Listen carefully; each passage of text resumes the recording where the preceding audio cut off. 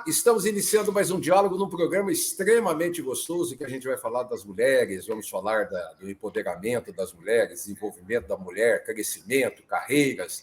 E eu convidei a Daniela Bertoldo, formada em administração de empresas. Mas, Daniela, como que você se apresenta? Bem-vinda. Obrigada, muito obrigada, Edmo. Eu me apresento como uma mulher que é apaixonada pelo desenvolvimento pessoal, principalmente de outras mulheres. Eu vi que você, de repente, estava exercendo uma atividade, virou e falou assim, dá licença, deixa eu buscar o meu caminho. Só isso, por si, já é um indício fantástico de que, olha, dá licença, deixa eu procurar o meu caminho.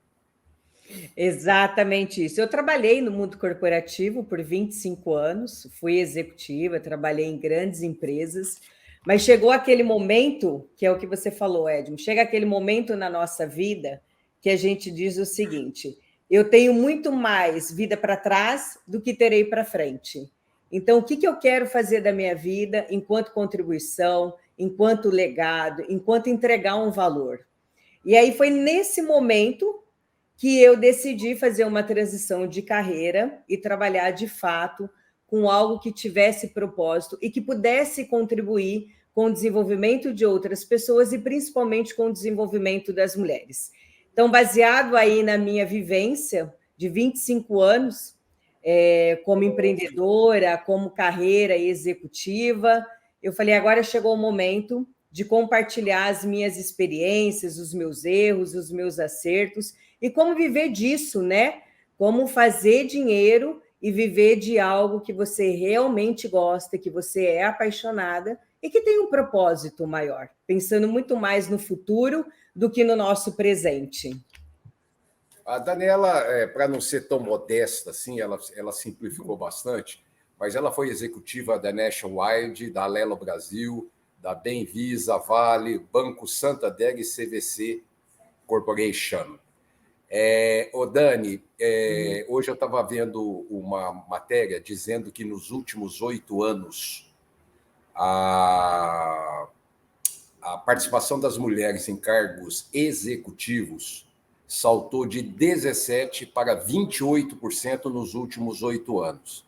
Quer dizer, isso mostra que é modesto ainda o resultado, porém está subindo.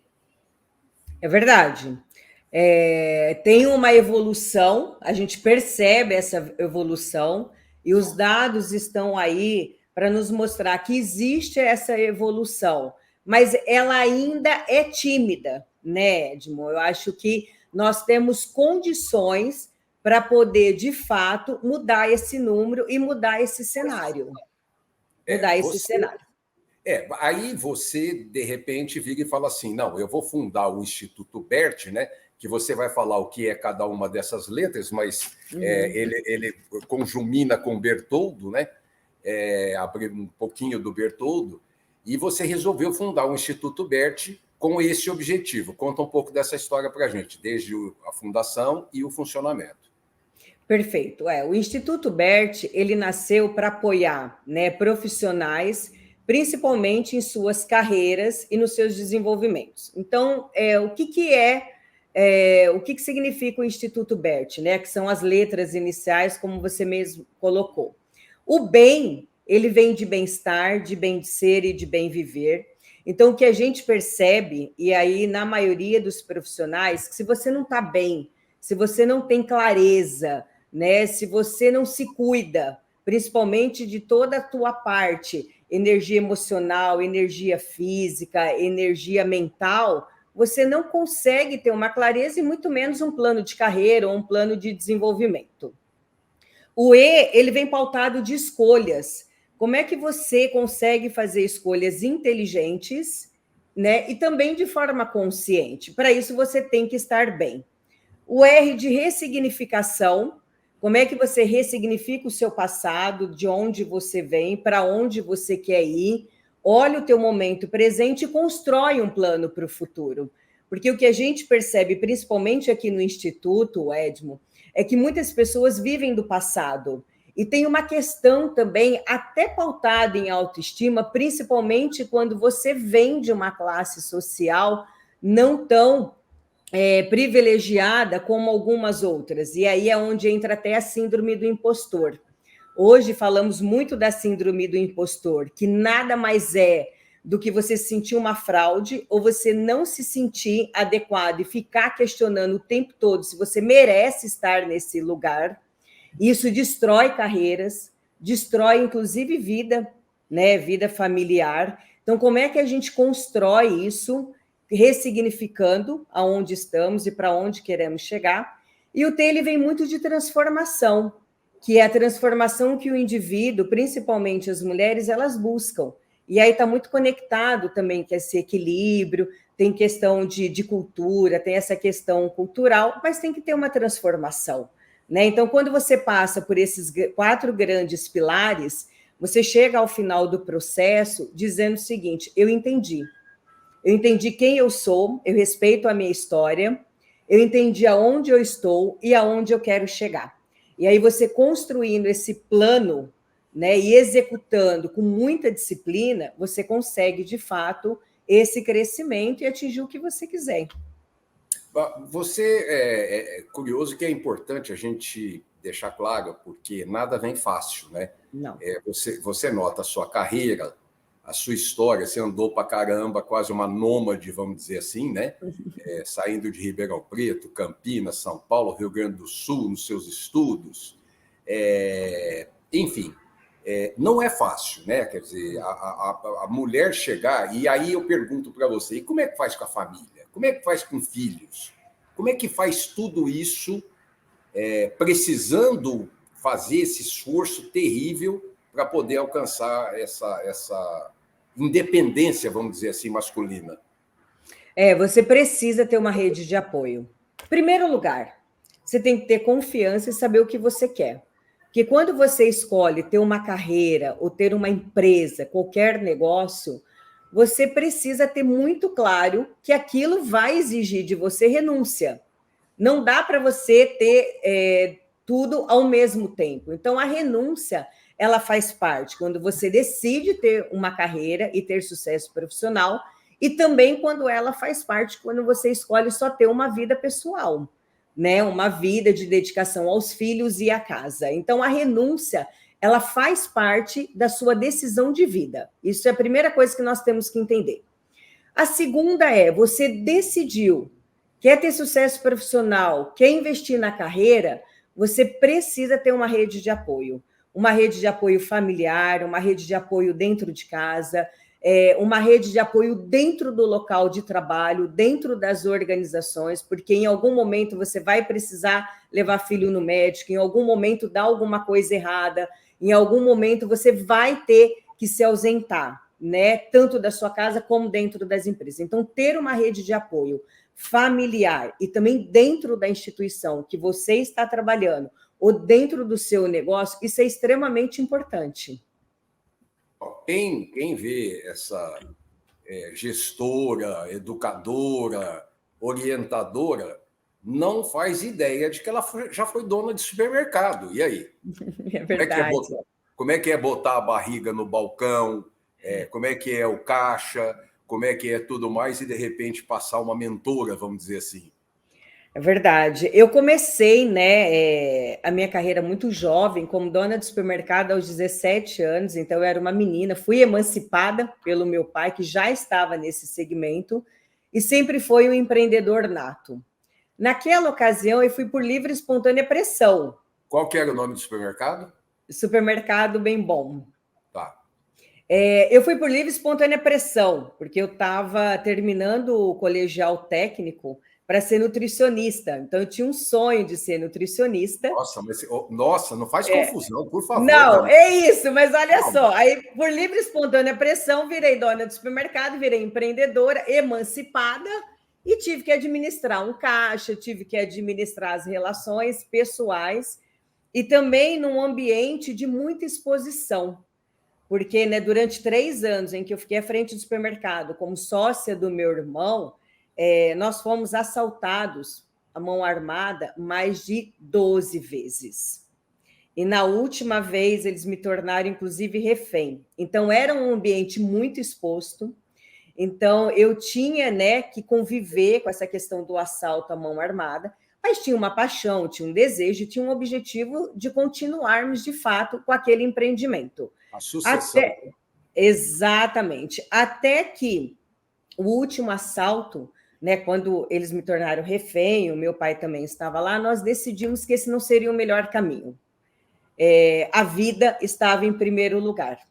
E nessa decisão, eu fui para o mundo corporativo. Foi quando eu decidi ir para o mundo corporativo, mas com muita bagagem, porque você imagina 3 anos, né? Você tocando o negócio, barriga no balcão, falando com o fornecedor no caixa, tendo que ficar o tempo todo atenta, né? Com relação a assaltos.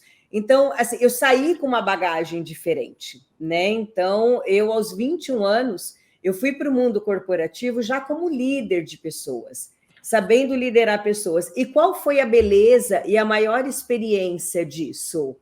Foi que, de fato, eu entendi que para você ter sucesso, tanto no mundo corporativo como no negócio próprio, Ed, você tem que ser uma pessoa barriga no balcão. Você pode chegar a um alto nível, um cargo executivo, só que você precisa continuar falando com seus clientes, atendendo os seus clientes, falando com a sua equipe, lidando com as pessoas e com todas as adversidades. Então, ser barriga no balcão, ele começa numa jornada muito jovem, mas ele não pode parar, porque muitas pessoas acabam alcançando voos mais altos, executivos, e dizendo, agora eu não falo mais com o time, agora eu não falo mais com os clientes, e aí a gente começa a escolher muito, começa a filtrar muito. Eu acho que esse é o pior erro de um executivo e de um empresário e de um empreendedor e de uma empreendedora também. É você se distanciar desse balcão, é você se distanciar dos seus clientes e é você se distanciar de si próprio, achando que a cadeira que você está sentada nesse momento te torna melhor do que você foi no início da carreira. E você perde essa conexão humana, perde essa conexão com as pessoas. Então, pegando o seu gancho, ser barriga no balcão é um conselho que eu dou para todos. Mas eu saí do primeiro bloco falando de barriga no balcão, porque um dono de uma concessionária de automóvel, amigo meu, há muito tempo ele disse para mim, ele falou assim, cara, não tem jeito do negócio dar errado se você tiver com a barriga no balcão. Foi essa a expressão que ele usou para mim. Pode ser o que for, padaria, farmácia, o armazém, pode ser o que for. Se você tiver com a barriga no balcão, difícil dar errado. Por isso que eu te falei. É verdade, e eu concordo. A Daniela, que fez mestre em Business Administration pela PUC e também MBA executivo de gestão comercial e administração de negócios pela GV. Bom, você nós estávamos falando aí da origem da mulher, dela ter o apoio. A mulher, ainda hoje, culturalmente, os pais não percebem, né? É incrível isso, mas a mulher, ela nasce para ser mãe, para ser esposa, para aprender a cozinhar, até hoje, mas com melhoras, com avanços, enfim, mas os pais às vezes nem percebem que eles estão fazendo isso desde dentro do ventre da mãe, né? Exato, é cultural, né? Por isso que eu acho que nós estamos ainda caminhando, né, a passos curtos, porque é muito cultural. A mulher, ela nasceu com o instinto de ser cuidadora. E aí, com essa criação e com esse reforço da sociedade e até essa cultura imposta, a gente se coloca muito no lugar também de ter carreiras com esse papel de cuidadoras, de cuidar do outro.